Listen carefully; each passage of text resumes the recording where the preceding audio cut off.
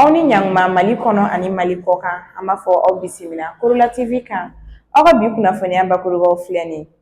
An b'a daminɛ ni Mali kunnafoniya ye n'o bɛ an ka faamaw kan n'o ye an ka force armée malienne ye. Ni an bɔra yen nɔ an bɛna se AES jamana ma n'o ye Mali, Burkina Faso ale ni Niger ye. N'o bɔra yen nɔ an bɛna kuncɛ ni Russie jamana ye ale ni Ukraine ni ɲɔgɔn cɛ la. Nous mettons en lumière une entreprise sérieuse, dynamique et engagée au service de la population qui est Global Jari Service.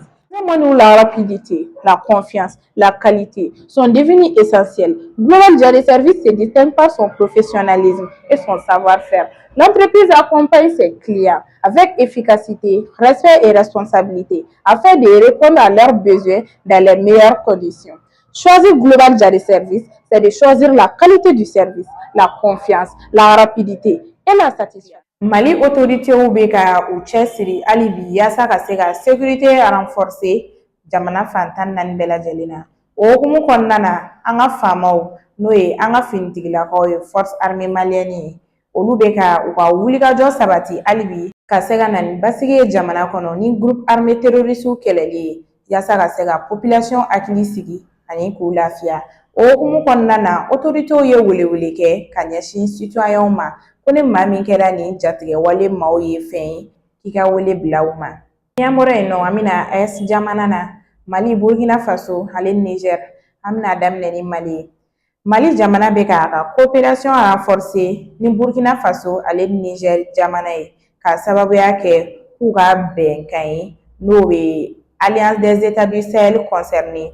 O la nin jamana saba bɛ ka yirali kɛ u ka projet commun na min bɛ ni sécurité, économie ani infrastructure concernés. U y'a affirmer k'u ka volonté de don ka se ka développer kɛ ni fɛn kosɔnlen saba ninnu na.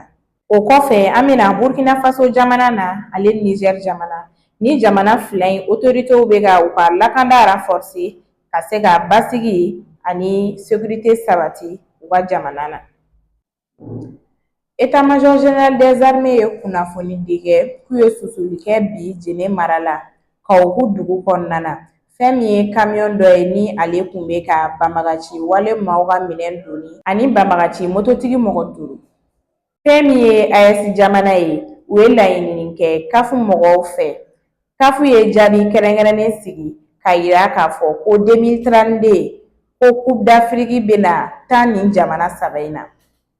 Ni an bɔra yen nɔ an b'a kuncɛ ni Russie ani Ukraine jamana ye.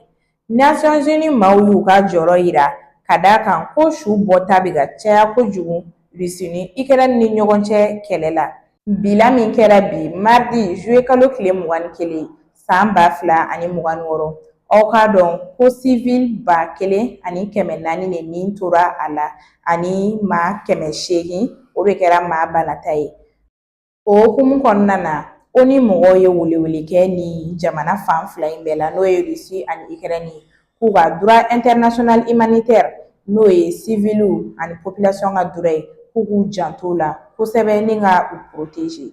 Nin kun ye aw ka bi kunnafoniya ye k'a lase aw ma. A y'aw sɔgɔlen to Korola TV la hali bi aw k'an bɛn a ɲɔgɔnna wɛrɛ la.